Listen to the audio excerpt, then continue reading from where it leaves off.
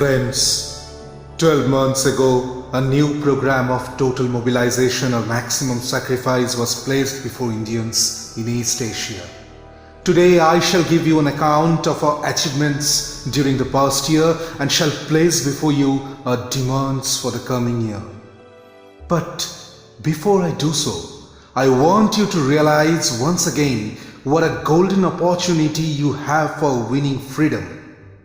The British are engaged in a worldwide struggle, and in the course of the struggle they have suffered defeat after defeat on so many fronts. The enemy having been thus considerably weakened, our fight for liberty has become very much easier than it was 5 years ago. Such a rare and God-given opportunity comes once in a century for liberating our motherland from the British yoke. I am so very hopeful and optimistic about the outcome of our struggle because I do not rely merely on the efforts of 3 million Indians in East Asia. There is a gigantic movement going on inside India, and millions of our countrymen are prepared for maximum suffering and sacrifice in order to achieve liberty.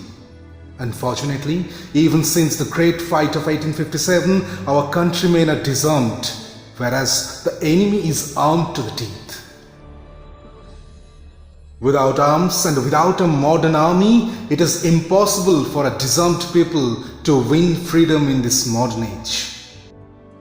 Through the grace of Providence and through the help of generous Nippon, it has become possible for Indians in East Asia are united to a man in the endeavor to win freedom, and all the religious and other differences that a British tried to engineer inside India simply do not exist in East Asia.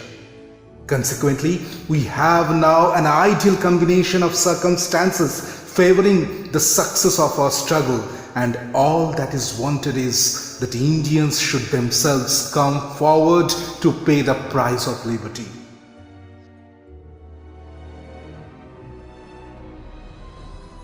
According to the program of total mobilization, I demanded of you men, money and materials. Regarding men, I am glad to tell you that I have obtained sufficient recruits already. Recruits have come to us from every corner of East Asia, China, Japan, Indochina, Philippines, Java, Borneo, Celebes, Sumatra, Malaya, Thailand and Burma.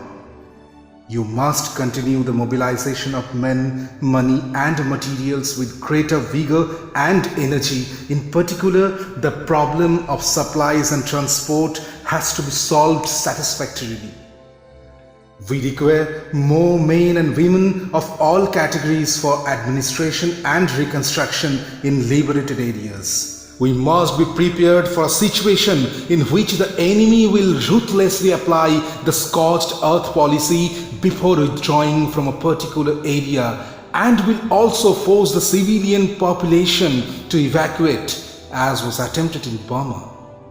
The most important of all is the problem of sending reinforcement in men and in supplies to the fighting fronts. If we do not do so, we cannot hope to maintain our success at the fronts, nor can we hope to penetrate deeper into India.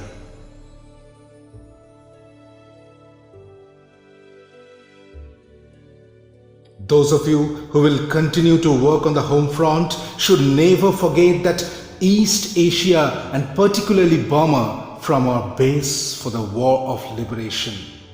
If this base is not strong, our fighting forces can never be victorious. Remember that this is a total war and not merely a war between 2 enemies.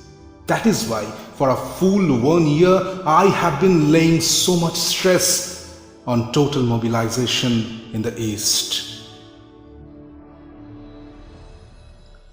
There is another reason why I want you to look after the home front properly.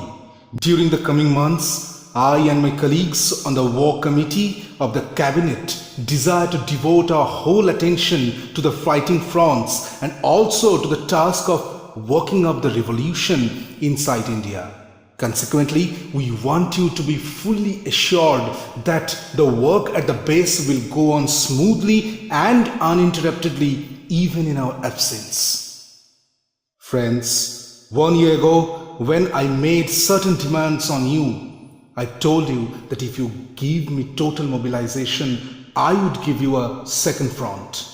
I have redeemed that pledge. The first phase of our campaign is over. Our victorious troops, fighting side by side with Nipponese troops, have pushed back the enemies and are not fighting bravely on the scared soil of our dear motherland.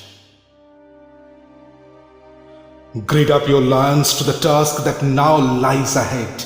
I had asked you for men, money and materials. I have got them in generous measure.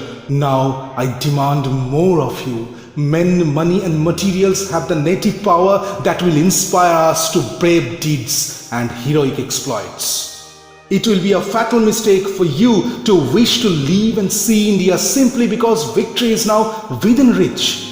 No one here should have the desire to live to enjoy freedom. A long fight is still in front of us. We should have but one desire today, the desire to die, so that India may live, the desire to face a martyr's death, so that the path to freedom may be paved with a martyr's blood.